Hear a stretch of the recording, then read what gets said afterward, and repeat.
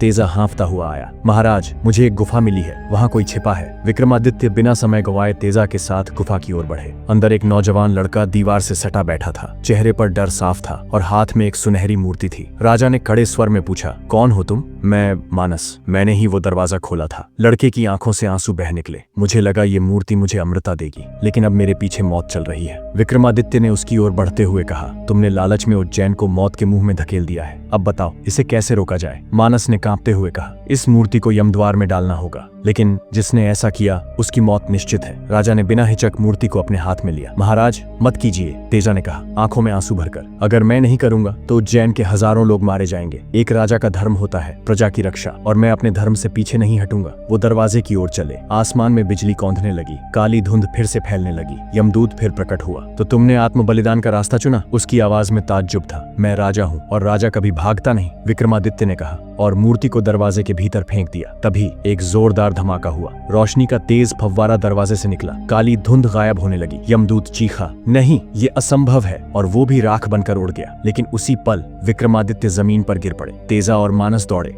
उनका शरीर ठंडा था, सांसें थमी हुई थीं। कुछ पल सन्नाटा। फिर विक्रमादित्य की उंगलियां हिली। धीरे धीरे उन्होंने आंखें खोली। मौत मुझसे हार गई। उनके होंठों पर हल्की मुस्कान थी। मानस रोते हुए उनके पैरों में गिर पड़ा। माफ कर दीजिए महाराज, मेरी मूर्खता से सब खतरे में आ गए। विक्रमादित्य ने उसका हाथ थामा और कहा, लालच इंसान को अंधा बना देता है। अगर अगली बार तुमने यही गलती दोहराई तो शायद कोई तुम्हें बचाने न आए। काला पहाड़ फिर शांत हो गया। दरवाजा बंद था, लेकिन जंगल की हवाओं में अब भी कुछ अनकहा बाकी था। क्या दरवाजा वाकई हमेशा के लिए बंद हो गया, या ये सिर्फ एक शुरुआत थी? विक्रमादित्य की आंखों में एक सवाल था, अगला खतरा कब लौटेगा?